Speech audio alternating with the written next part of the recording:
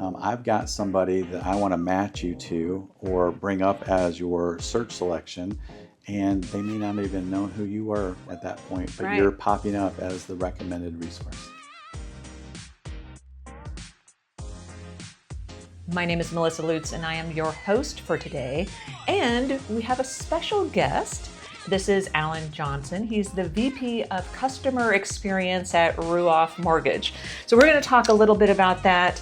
And Alan is an expert on how to be seen, how to be chosen, how to be trusted out there in the world of generating content for your consumers and having them find you. So we're going to dive into that a little bit, which I'm pretty excited about because he's going to go into how to do better newspaper and radio advertising and probably some tips like I would say faxing rate sheets to the real estate offices on a daily basis. That's probably the best way to go about. No. There's much more better things to do nowadays.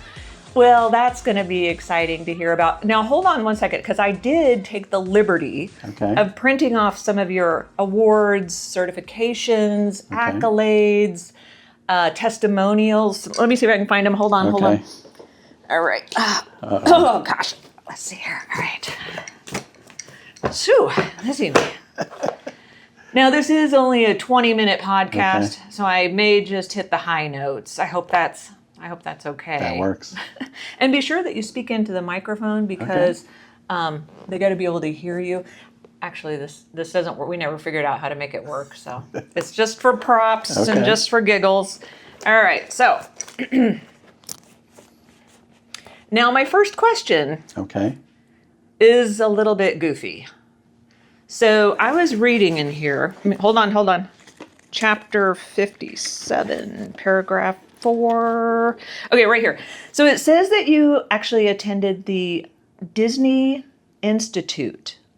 And I'm thinking, like, what is that? Is that a college with more churros and less student debt? I mean, what was the draw? Get it? Disney draw? Yeah. And a kind of a dad joke. Sure. I'm just hoping that my audience can let it go. Okay, I'm done. Go ahead. It was an honor to be part of going to the Disney Institute for Customer Experience as part of my role is customer experience. And so I feel like I'm a student where I'm trying to learn every which way I can. And I had the opportunity to spend a couple days in Orlando. And the Disney Institute actually takes you through the path of what it's like to be a Disney guest. And part of the training was literally walking down Main Street in Disney and talking about how they intentionally do things to help influence you. And, that's how I often talk about things like online visibility and how we can hopefully influence somebody that may find us online to be chosen, as you were saying, or to be found, first of all, found and then chosen. Yes. So it was pretty neat. It's kind of surreal to be there as these families are going down Main Street and you're in an audience walking down, having a tour guide, if you will, for lack of a better description. When we all had earbuds in and we could hear them, we could understand what is going on around us in every part that is intentionally done to influence you having a happy experience. We like that. We like happy experiences. So one of the things that I've been kind of learning more and more about, you've been helping us with this and been reading about it, is SEO versus geo. And what does that even mean? And how is it useful as a realtor or a lender today to start conceptualizing or diving into? Or, where do we begin? What are we supposed to do? Help us, Alan. Yeah. So first of all, we even need to understand what does SEO and GEO or geo mean. Well, now I actually am going to have to kind of jump in here because I don't want to toot my own horn or anything, but I am a little bit of a geode expert. I have been creek stomping in southern Indiana since I was knee high to a grasshopper. So I've got geodes in the garden and geodes in the house, and they're pretty incredible. But please share what that's not the kind of geo that we're talking about here, but I can appreciate that background you have. So, one of my roles from a customer experience is also from a reputation management. And nowadays, we all have the ability to have an online presence. Okay. And what we're trying to do, SEO stands for Search Engine Optimization. The most common search engine is Google. Right. Google has 90% of the market. Geo is the next wave that's coming. That's Generative Engine Optimization. And that is us using AI assistants like Gemini, ChatGPT, Claude, Grok, Perplexity, what have you. And what we're trying to do is, it's one thing in our industry to, and a bulk of what we do is through past clients given referrals to friends and family, but also we have referral partners in the industry, real estate agents and others that help us with that. But there are a good amount of clients, future clients we've never met, who will do their due diligence online, right. And they will Google either a mortgage lender or topics. Maybe the topics are, what do I need to know as a first-time home buyer? What are my down payments? Yes. Do I need 20% down? And if we can take advantage through Google, through a SEO search engine, and or creating content that an AI assistant can find to answer those questions, then you actually said the words earlier. It can help us to not only be found, but be chosen. And so this is the kind of a wave of consumer direct. You're not paying for leads. Those vehicles that we can talk about in more depth are free. We're not talking about Google ads or sponsoring to be part of a Google 3-pack or anything of that nature. This is strictly to try to show, whether it's through SEO or GEO, that we are the expert and authority in our local market for our industry, which in our case is mortgage lending. Yes. So if there was, let's say that there are some newer realtors out there, or maybe not even newer, maybe they've been around for a little while, and they're thinking about, what can I do so that when somebody goes to chat or they go to Grok and they put in, who's the best realtor in Bloomington, Indiana, and will they help me find a house on Lake Monroe? Perfect. So what could we do in the simplest possible way to get that AI search to recommend someone? Myself. Yeah, so I would say first we want to focus on people that might do that just through a Google search. And probably one of the simplest steps is if, to your point, it definitely can be if you're new to the industry, but there's plenty of people that have been doing this for 5, 10, 15 plus years. Yep. They've been very successful, but maybe they don't have really a strong online presence other than just their realtor website, maybe some social platforms. So the number one thing everybody can do, doesn't matter what industry you're in, is open a Google business profile. They're free. It's kind of like setting up a LinkedIn account, because what you're going to do is put your NAP data. You can put your name, address, phone number, profile picture, your industry vertical, real estate. You're going to put a bio or description in.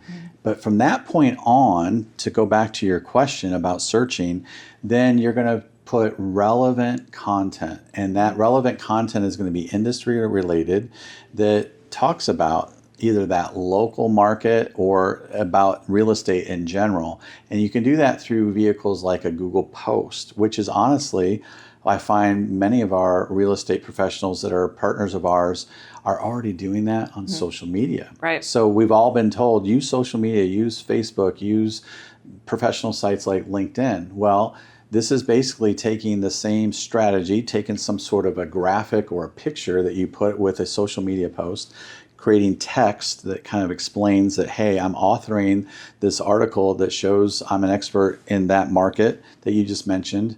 But what most people don't realize is you can do that in Google. And Google is indexing every word you say.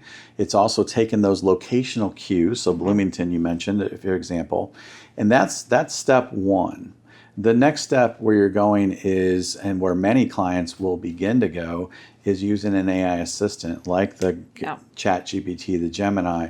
And what we want to do is kind of the same thought, is demonstrate that topical expertise. I'd say in Google, I'm talking about relevant content, but in AI, we want to create something that shows that we have that topical expertise married to that, again, local location. So that could be county, that could be a town, that could be multiple, or you could even just get more. If we're saying Bloomington, we could just even say more generically Southern Indiana, and that would help. And so in that case, what we'd want to do is find ways to get that content out there. A Google post is one, like we just mentioned, but there's some much more advanced ways that you could do that would be surprising. It would be something like write a very in-depth, detailed blog article. And that could sound so intimidating to do, but nowadays with AI, you could write an article pretty quick. The more time would be spent just reading it, making sure it's what sounds like you, and make sure it has the facts that you know to be true, and then publishing that, and then finding as many ways possible to reference that blog article. So maybe put a snippet on your social media that you're already doing, maybe put it on LinkedIn and put it on a Google post. And now you've got the best of both worlds. You've got this rich content that's authored by you that will help AI and or Google connect the dots to say, hey, that person that's looking in Southern Indiana or Bloomington more specifically for a lake home or whatever that may be, I've got somebody that I want to match you to or bring up as your search selection. And they may not even know who you were at that point, but you're popping up as the recommended resource. So it's kind of occurring to me, or I'm seeing the relevance, I guess, of hyper-localism and being very, it's like, yes, I'd love to do loans all over the entire world, but realistically, my area of expertise, like I know the neighbors, I know the best places to go eat, I know the most fun parks, dog parks. So that's something that I know, and I can create relevant content. So it's not just a glamour shot or just my listing, or if I'm a realtor or whatever, but actual information, because that seems to be like, if I'm using ChatGPT, I'm asking very specific questions. Like, I'm looking for a dog groomer who specializes in hyperactive Havanese puppies.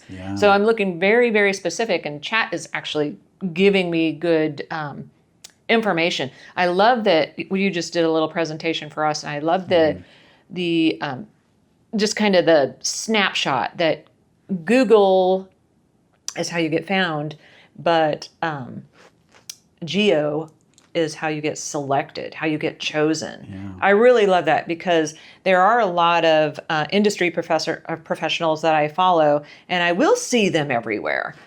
What's interesting is if you really start to look at what it is that they're posting, I have no idea where they're from, or I have no way to contact them.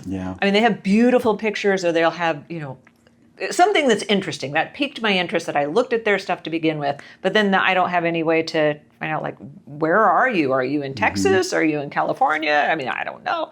So it's just, the whole thing is fascinating. So I have another question. If we were to jump into the future, let's say 3 years, what do you think the biggest change would be as far as how consumers find and choose lenders and realtors?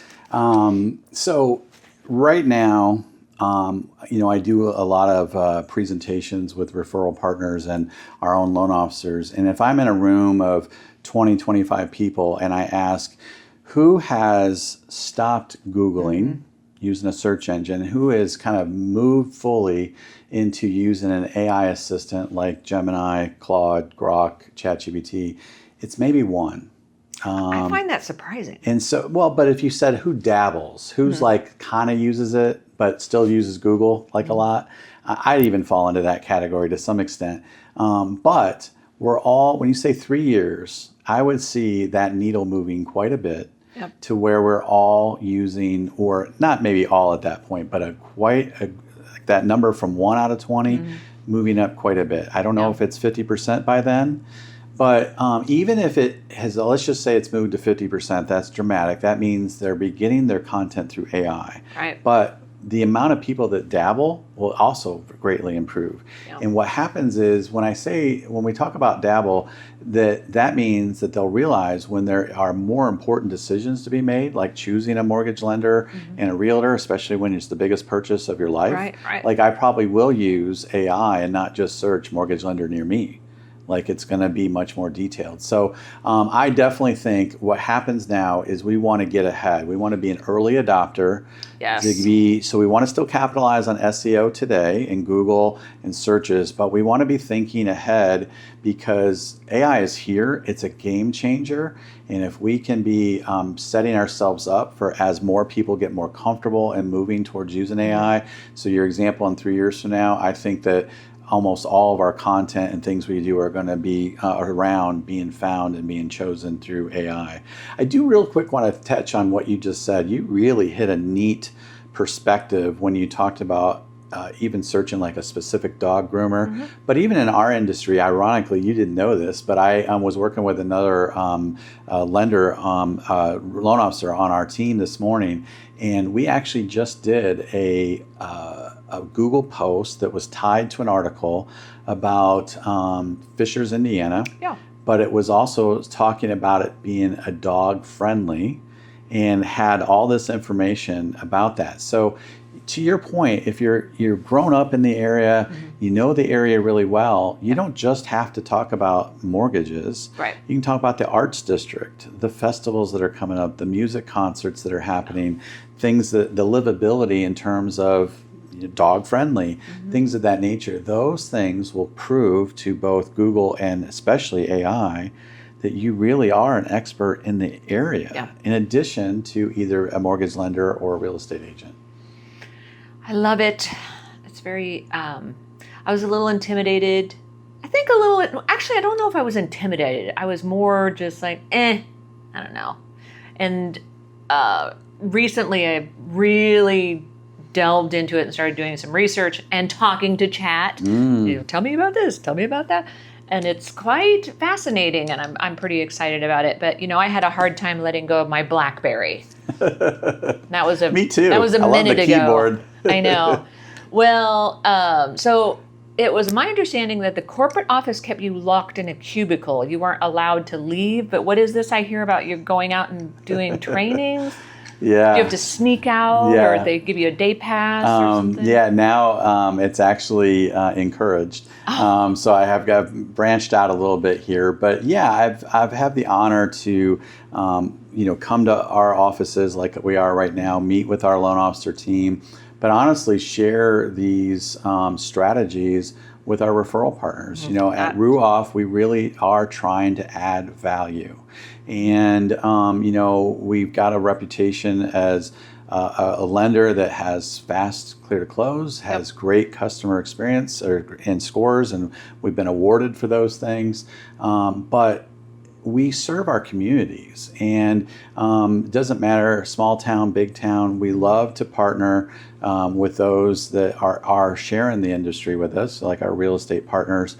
And if we can show something that's helping us win, like in consumer direct, like win online, why not share that with them? And absolutely, that's what we do, and that's just part of our DNA and our culture of our company. And sometimes I've been asked, why are you doing this? And it's like, I did one with a Chamber of Commerce not too long ago in Madison, Indiana, and we had everything in there. Of course, we had some real estate agents in there, but we had a gentleman that owned the local golf cart store, that has these modified neighborhood type golf carts you use, to a business owner that owned one of the local bar and restaurants and such. And Madison is beautiful. It's amazing. It's right there on the river. And and so the idea is these are strategies that can win, but that demonstrated we weren't just isolating it to just our industry partners. We're trying to serve our community so that we can win. And so it's really exciting to be able to do this, and it's been very fun, but it's been an honor to do it, but it's been well received. And so that has